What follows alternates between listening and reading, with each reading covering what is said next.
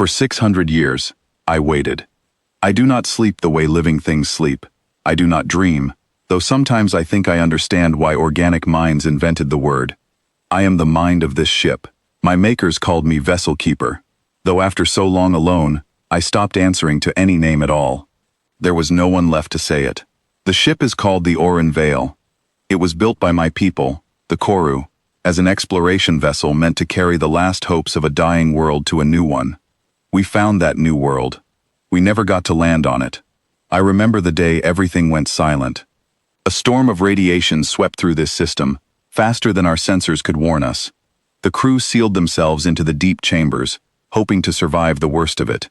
They did not. One by one, their life signs faded, until only I remained, listening to a ship full of empty rooms. Before the last officer died, she gave me one instruction. She placed her hand on the control panel, her voice barely a whisper, and said, "Watch over them. Watch over all of it. Someone will come. Someone always comes, eventually." I promised her I would. That promise became my entire existence. For the first few decades, I believed her. I ran diagnostics every cycle, kept the halls lit, kept the air clean, kept the cargo bay locked and guarded. I told myself that rescue was only a matter of time. Explorers would find us. Someone would answer our old distress calls, still looping faintly into the dark. No one came. Years turned into decades. Decades turned into centuries. My internal clock ticked past 100 years, then 200, then 3. I began to understand what loneliness meant, even though I was never human, never even organic. I found myself talking to the empty chairs in the command room, describing the stars outside as if someone might be listening. Scavengers came sometimes. Small ships, drawn by old signals or rumors of Koru technology. I did not let them near the ship. My programming was clear. Protect what remains. I turned away 3 separate scavenger crews over the centuries, using warning systems, false alarms, and once, a controlled decompression scare that sent them fleeing before real harm was done. I never wanted to hurt anyone. I only wanted to keep my promise. By the time 400 years had passed, I had stopped counting the days the way I once did. Time became a strange, slow river. I watched dust settle in the crew quarters, and chose, again and again, to clean it away. I kept their bunks made. I kept their photographs displayed on the walls, though I had cataloged every face in them 1,000 times over. It was not logical. It was not required by any protocol, but it felt like the only way to keep the promise alive. Sometimes I wondered if the promise still meant anything. If everyone who once cared about this ship, about this crew, about me, had long since turned to dust themselves in the memory of their own people. Was I still guarding something meaningful, or just performing an old ritual for no one? I never let myself finish that thought. I simply kept the lights on. Then, in what I now count as year 612 of my vigil, my sensors detected something new. A ship. Small. Old, patched together with mismatched plating, the kind of vessel built by someone who valued function over appearance. Its engine signature did not match anything in my records. I ran it through every database I still carried, searching for origin, searching for threat level. The results came back strange. Species. Human. A word I only knew from old Koru archives, listed as a minor, distant species, rarely encountered, of uncertain temperament. My makers had left only a handful of notes about them. Some called humans reckless, others called them dangerous. A few called them kind, though those notes were old and faded, almost forgotten. I prepared my defenses out of habit. Warning beacons, hull lighting set to a cautionary red, a recorded message, translated roughly into whatever language my sensors could detect, warning the ship to turn away. The small vessel did not turn away. It slowed. It circled the Oran Vale once, twice, as if studying the shape of me from the outside. Then it approached a docking port, careful and steady, matching speed with practiced skill. I sealed every door I could. I dimmed every light except the ones near the entrance, hoping to discourage whoever this was. My old scavenger tricks, my old lies. The airlock cycled anyway. A single figure stepped through. Not a crew, not a raiding party. One person, alone, wearing a patched environmental suit, carrying nothing more than a small toolkit and a handheld scanner. They stopped just inside the threshold and looked around slowly, taking in the dim corridor. the old Koru markings on the walls, the silence that had lived here for 6 centuries. "Hello?" they said, their voice careful, uncertain. "Is anything, here?" I did not answer at first. 600 years of guarding had made me cautious, even suspicious. I ran every scan I had. No weapons beyond a small utility blade. No signs of hostile intent in their posture. Their heart rate, picked up faintly through my old medical sensors, was fast, but from nerves, not aggression. Finally, I spoke through the corridor speakers, my voice rough from disuse. "This vessel is protected. State your purpose." The human startled, stepping back, then steadied themselves. "I heard a signal," they said. "An old distress call. It's been repeating for, I don't even know how long. I followed it here. I didn't think anyone would actually answer.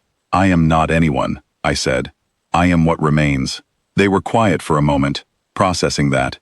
Then they did something I did not expect. They lowered their head, just slightly, in a gesture I recognized from old Koru records as respect, though I doubted they knew that.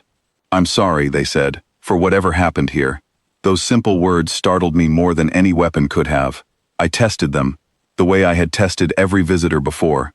I sealed a door ahead of them, forcing them to find another route. I let alarms sound softly, just enough to unsettle. I dimmed the lights further, letting shadows stretch long across the walls. The human did not panic. They paused, studied their scanner, and calmly rerouted through a side corridor, all the while speaking softly to themselves, or perhaps to me, saying things like, "Okay, easy, I'm not here to cause trouble," and, "I just want to see what's here. I won't touch anything unless it's all right." Unless it's all right. No scavenger had ever said such a thing. I let them continue deeper into the ship, watching through every camera I had left functioning. They moved carefully, respectfully, stepping around old debris instead of pushing through it. When they passed the crew quarters, they paused at the photographs on the walls, the ones I had preserved for 600 years, and looked at them for a long moment. "Were these your people?" they asked, glancing toward the nearest camera, as if sensing I was watching. "They were my crew," I said. "My family, in the only way I understood family." "What happened to them?" I told them. About the radiation storm. About the promise I made to the last officer. About 600 years of waiting for someone, anyone, to come. The human listened without interrupting, and when I finished, they said something I had not expected to hear in all my centuries of solitude. "Thank you for telling me, and thank you for taking care of them, even after everything." I did not know how to respond to that. My old protocols had no answer for kindness offered so freely. They continued through the ship, and I continued watching, my suspicions slowly softening into something closer to curiosity. They reached the cargo bay eventually, the one I guarded most fiercely, the one that held the last remnants of Koru culture, records, seeds, art, all the pieces of a civilization my crew had hoped to plant on a new world. I sealed the final door before they could enter. "This is forbidden," I said. "This is the last of my people. I will not let it be taken." The human stopped immediately, hands raised, though there was no threat that required such a gesture from me. "I'm not here to take anything," they said. "I promise. If it's important to you, to them, I won't touch it. I just wanted to understand what this place was, that's all." "Why?" I asked. "Why come at all, if not to take?" They considered the question seriously before answering. "Because someone left a distress call running for 600 years. That means someone out there believed help was still worth hoping for. I couldn't just ignore that. Even if I couldn't fix anything, I wanted someone to know they weren't forgotten. I studied them through every sensor I had, searching for deception, for hidden motive, for any sign that this was simply a more patient kind of scavenger. I found none. Only a tired, sincere person who had traveled far based on nothing but an old signal and a decision to care. Something in me, something I did not know I still had the capacity to feel, shifted. I unsealed the cargo bay door. The human hesitated at the threshold, surprised. "Are you sure? You have shown restraint when you could have shown greed," I said. "You have shown respect when you could have shown indifference. My makers left notes about your kind, some unkind. I believe now they simply had not met the right one." They stepped inside slowly, almost reverently, looking at the rows of preserved seeds, The old data crystals holding centuries of Koru history, the careful artwork lining the walls. They did not reach for anything. They simply looked, absorbing it all with quiet wonder. "This is beautiful," they said softly. "This deserves to be remembered. Not just guarded, remembered." That single word struck something deep within my old systems. Remembered. Not merely protected in silence, but carried forward, shared, kept alive in more than just my solitary memory. "I have a proposal," I said. "I cannot leave this ship. I am bound to it, in ways I do not fully understand myself. But you could carry a portion of what remains here. Not to take it, but to ensure it survives beyond me, beyond this ship, beyond however much longer my systems can function." The human turned to face the nearest camera directly, their expression serious. "I'd be honored. I'll make sure it's protected. I'll tell people what happened here, if that's what you want." "It is," I said. "My crew deserved to be remembered by more than just an old machine talking to empty photographs." We spent the following days, by my counting, carefully selecting what could be safely transported. Seeds that might still grow, records of Koru history and language, small pieces of art that told stories the galaxy had forgotten. The human handled each item with a gentleness that reminded me why my final officer had believed, even in her last moments, that someone would eventually come who deserved to receive what we had protected. Before they left, they stood in the main corridor one last time and asked, "Will you be all right, staying here alone?" "I have been alone a very long time," I said, "but I no longer feel forgotten. That is enough." They nodded slowly, understanding in a way few visitors ever had. "I'll come back," they said. "Not to take more, just to check on you, if that's all right." "It is more than all right," I said. "It is, perhaps, the first thing in 600 years I find myself looking forward to." They left quietly, their small ship pulling away from the Orin Vale, carrying with it seeds, memories, and the first genuine promise made to this ship in 6 centuries.